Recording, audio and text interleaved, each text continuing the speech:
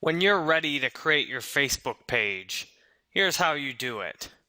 You go to facebook.com/pages/create, and then you pick a type of page you want to create. You can create a page for a business, company, brand, artist, entertainment, or more. If you're a local business, it's best to do the local business option. It's very easy to make your page too. You just click here, say you're a doctor, you enter your business name, my doctor, your street address, my address, you enter your state, my state. Well, I'll put my real state here. Sarasota, Florida. Zip code 34236, your phone number.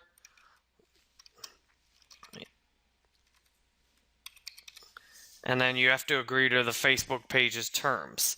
And then you click Get Started.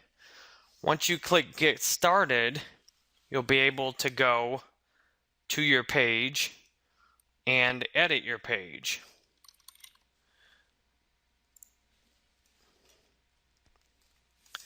Your edit page options will look like this.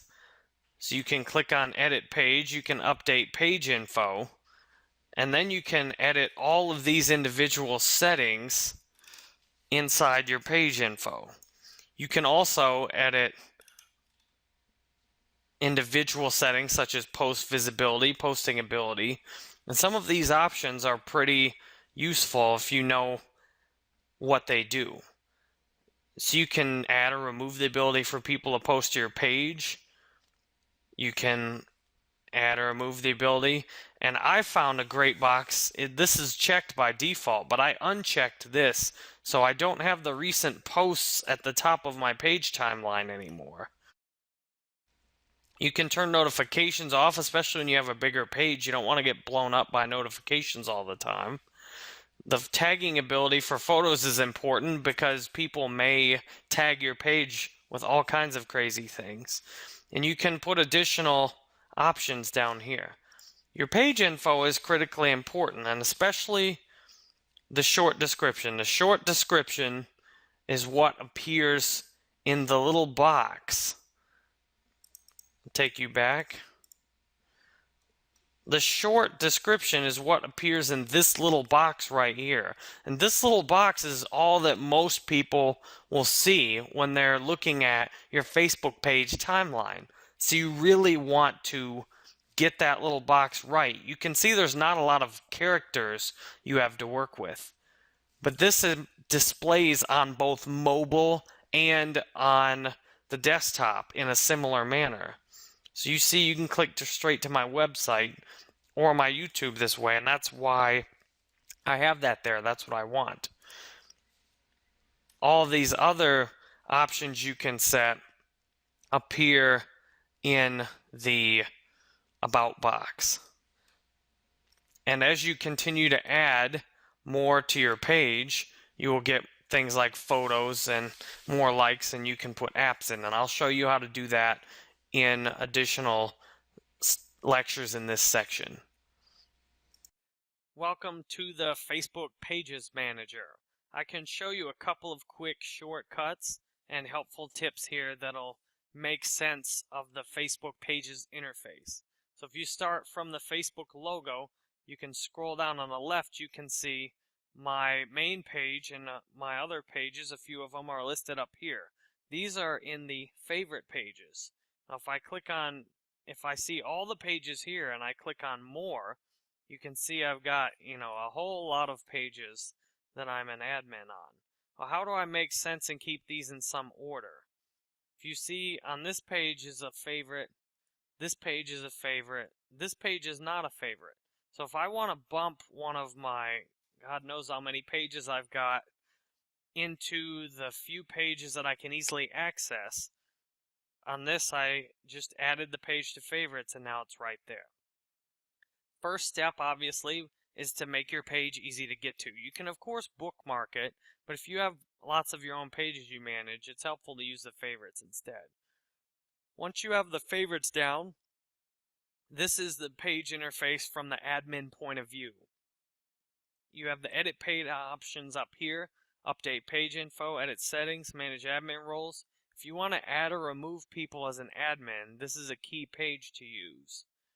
You can use your activity log to see what's happened lately, see banned users, or use Facebook as ban work.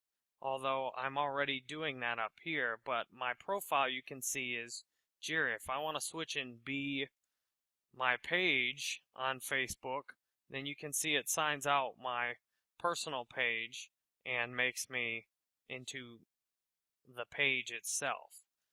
This is helpful when you just want to focus on using your page and nothing else, but I prefer to work within my profile. So you see I went back to home, and then I click ban work to get back to my page. Now, the key thing on your page is the page insights. You can see your insights from whatever time period you want. At least some of the options give you that. So I can scroll down here and see how many people saw my posts, what kind of engagement I got on my posts. I can see my post reach, it's up 6.5% from the last week. Oh, that's my page reach. And then my post reach right here is how many people saw my actual post.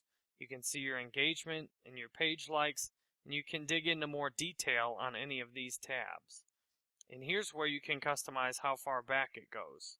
So if you see I'm getting a few hundred paid likes every day, I'm getting anywhere from 50 or so free likes every day, and then I'm getting anywhere from like 20 to 50 unlikes every day. You can see my ads come mostly from ads and sponsored stories, but you can see more details too of where you get your likes from. And if you want to go back and get more history, you can use this tab and go back and see your data farther back. And then you can go even farther back like this and see your data. You can see I did a very intense ad campaign right here where I'm getting as many as 20,000 likes a day off of paid ads and thousands of organic likes from being featured in those ads too. You can track page likes here. And if you want to look at your page reach, this helps you see how many people saw your posts.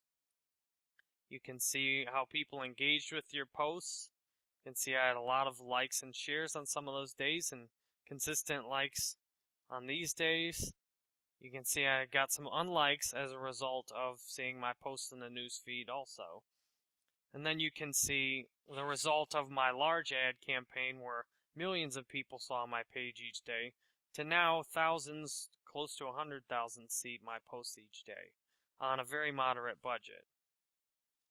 Your total page visits shows you how people interact with your page. You can see timeline visits anywhere on mine from a few thousand to a few hundred a day.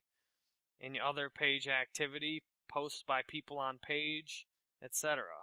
And the external referrals is a great tool to see what other websites are getting people to come to your Facebook page. The Warrior Forum and Twitter are great ones for me. If you want to dive deeper in your post analytics, you can take a look at all of your post analytics right here. And you can scroll down and see in detail what kind of engagement you got on your recent posts. And you can see on your people who likes your page. You can see I have a huge English following from all over the world. And you can continue to scroll down and see how many countries you have fans from. I don't even have a count, but I've got fans from quite a few countries. 299 is as big as it stops at. If you export data, you can export into an Excel spreadsheet and look a lot farther at it. Well, I hope this has been helpful in understanding how your Facebook page works on a basic level and how you can look deeper into your analytics on it. If you're ready to see how to make an awesome squeeze page for your Facebook page or for your website using lead pages, get ready. Here it is. Leadpages.com. As simple as that. You go to leadpages.com, you make an account. And now I'm going to show you my lead page I have. My lead page is right here. You can use your lead page to easily pop in a squeeze page on your Facebook page. It's awesome. And you can simply use it on your website too. It's really easy if you have WordPress to just add a page in and bam, your lead page is right there. It can't be any easier. You go to lead pages, make an account, and then you start building your lead page. So you see I've got my settings on the left side, and then I've got my material on the right side, along with my options up on the top. I can save, publish, or analyze the lead page I have. So you can see when I click on jerrybanfield.com, I have header links up here. I have my options in here. It's a pre-made setup to use, and it's really simple. YouTube video iframe code right there. You've got your title text, and I chose this one out of a gallery of sales pages I liked, but you can choose whatever format you want. There's great formats for webinars and anything else, and the customization is just sweet on it. Whatever the default button was here, I didn't like it. It was easy for me to add my own PayPal icon right there because that's what I wanted. I kept these other images that came with it because they looked good enough. I changed the text to go exactly where I wanted. And I even was able to put some images in copied directly from a forum post I made here. You can see this lead page is just great, but that's the tip of the iceberg. Now watch what happens when I take you back to my Facebook page. Here's my Facebook page, and now I go to my squeeze page. Look at that. Now my squeeze page is integrated right into my Facebook page on an app. If I scroll up the screen a little bit here, you can see I have an app link right here on Facebook.com. I've got my exact lead page you just saw integrated, and it even has my Facebook page connected with the amount of likes, and it has my comments below that match with my Facebook page. How cool is that? The squeeze page options offered by lead pages are just awesome. And if you want to see even more, I'll show you on my website. Look at this. The same squeeze page is on my website with WordPress the exact same way. So all you need is to make this one squeeze page, and you've got everything you need. You will want to test different formats, obviously, and at some point I may add a lecture just on making the squeeze page. But to get your ads running best and to give you a squeeze page that works really well, you just go to leadpages.com. You can sign up and get yourself a lead page that works for you. Are you ready to see how to make an awesome Facebook page post? Here we go. There's two very different structures based on what you want to accomplish. I'm going to show you first mine, which is more of a business or lead conversion kind of structure. You can see in this post I've made, I have no pictures. I intentionally took the pictures out, and I have just links. The idea is I'm trying to minimize the, so to speak, junk clicks on my post. I want people that are genuinely interested in visiting my website or my video in order to get only clicks that matter to me. You can see I've got lots of likes on this post, and I got to share in a few comments. But I also got a lot of web traffic out of this post. It's structured in a very talking to my fan kind of way. You can see it asks for their advice. And I'll scroll down and show you some additional posts I made. 2 more posts, same format. Learn how to make an awesome ad campaign with a Power Editor. Straight to my website. The majority of this post is for my website. If I scroll down far enough, you can see I got thousands of likes on this post too, on both of these. With the strategies I'll show you in the future of this course how to use for ads. These are great for lead conversion or web traffic or business exposure. If you're trying to do more of a strictly engagement or more of a fun kind of page, let's take a look at someone else who does a good job. George Takei does a great job with his page. I'll show you what he does. Here's a brand new post he made just a minute ago. You can see a little bit of maybe a gimmicky thing done here with playing Let's Play Tag a Friend, so to speak. He's encouraging his post. Well, he's not probably actually making the post, but whoever's doing his social media is encouraging people to share and tag this post. You can see it's working too. In just a minute, he's got thousands of people that like it with lots of shares and almost 1,000 comments. That's just within 2 minutes of the post. This format can work excellent for you if you want to get the same results. Now, promoting a post like this has got outstanding engagement, 145,000 likes, 51,000 shares, but a post like this may or may not actually work in Facebook ads. It's tricky matching up what works good to your fans with what will be allowed in an ad. This post has a lot of text in it. He's not likely paying to promote this post, so he can put whatever he wants in it. However, if you're trying to promote a post like this, you'll want to be aware of how much text you're using in the post. You can see this post worked really well. Down here's a different format, sharing a post of another page. You can see he actually got way more likes on the post than the original poster did on it. Down here you can see a bit different format with a Twitter link that also was successful. However, you can see a post here that compared to the rest of his page is completely a bomb. It's 14 hours ago. It only has 8,000 engagement on it. And I guess this Twitter post was comparable in engagement. The thing is, certain post types and messages just won't work well.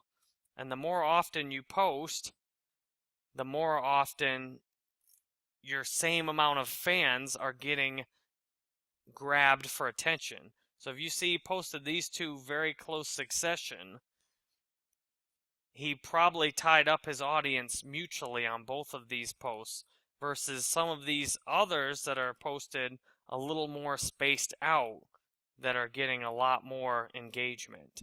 Especially this post here likely took potential engagement from these other 2 posts which weren't as successful.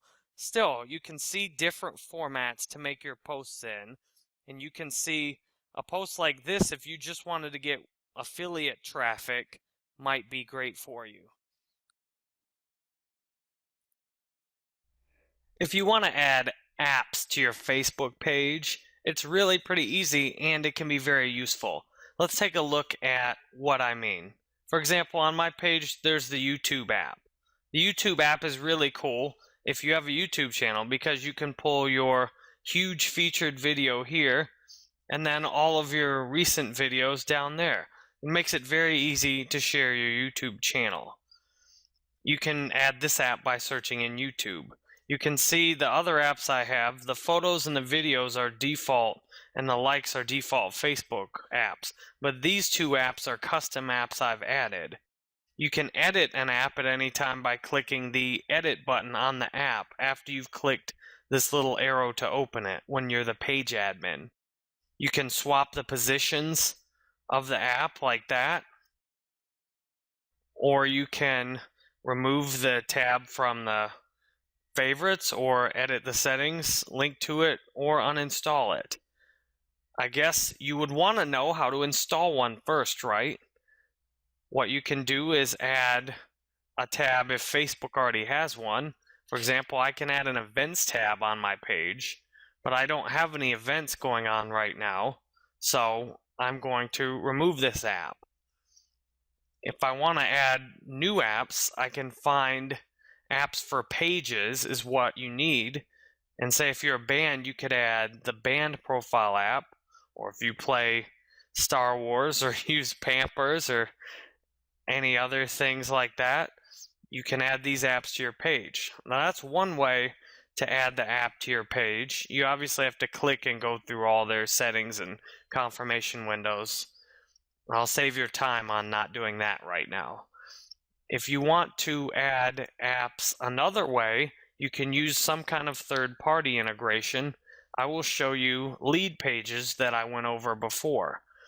I have my lead pages here, and now all I have to do to put a lead page in Facebook is click Add to Facebook Page.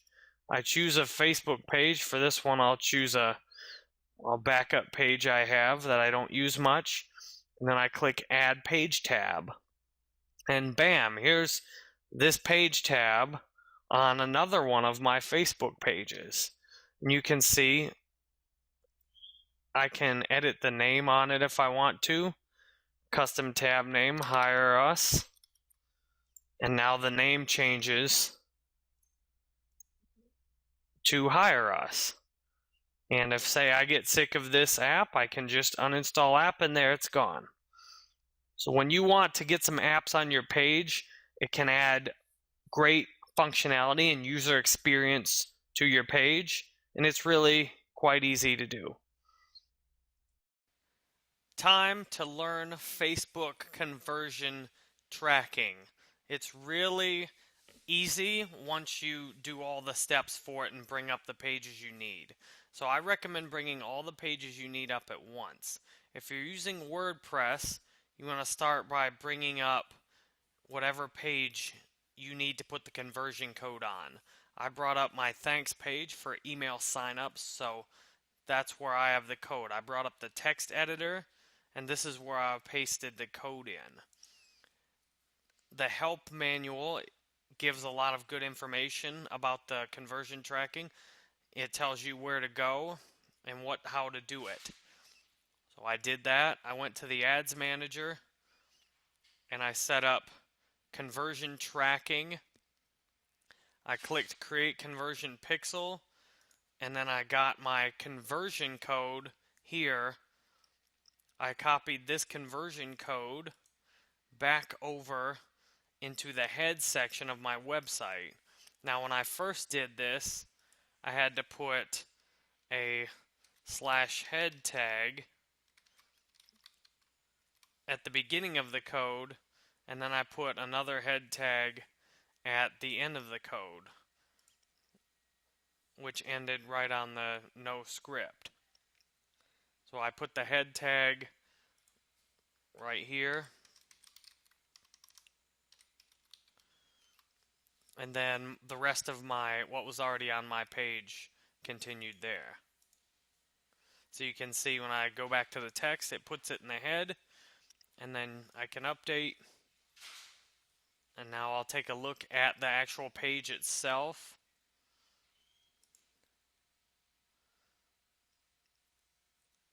And you can see I have a very simple thanks page.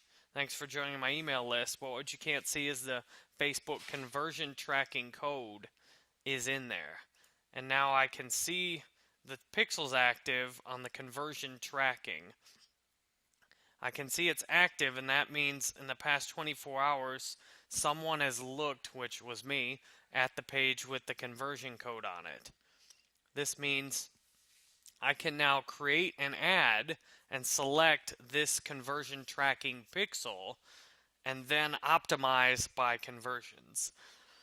If I wanted to do it again for a different objective, I just go to create conversion pixel, pick a category. For example, if I wanted to do it after my checkout page, I could say Jerry jerrybanfield.com checkouts. Create the pixel, and then I would do the same thing on the checkouts page. I hope this has been helpful for you, and I'll show you how to create and optimize and analyze campaigns by conversions in later lessons. Time to learn Facebook conversion tracking. It's really easy once you do all the steps for it and bring up the pages you need. So I recommend bringing all the pages you need up at once. If you're using WordPress, you want to start by bringing up whatever page you need to put the conversion code on. I brought up my thanks page for email signups, so that's where I have the code. I brought up the text editor, and this is where I pasted the code in.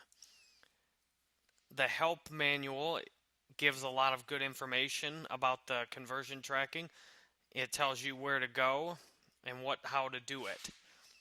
So I did that. I went to the ads manager and I set up conversion tracking.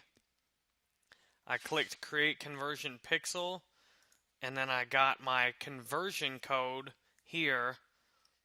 I copied this conversion code back over into the head section of my website. Now when I first did this, I had to put a /head tag at the beginning of the code, and then I put another head tag at the end of the code, which ended right on the no script. So I put the head tag right here, and then the rest of what was already on my page continued there. So you can see when I go back to the text, it puts it in the head, and then I can update. And now I'll take a look at the actual page itself.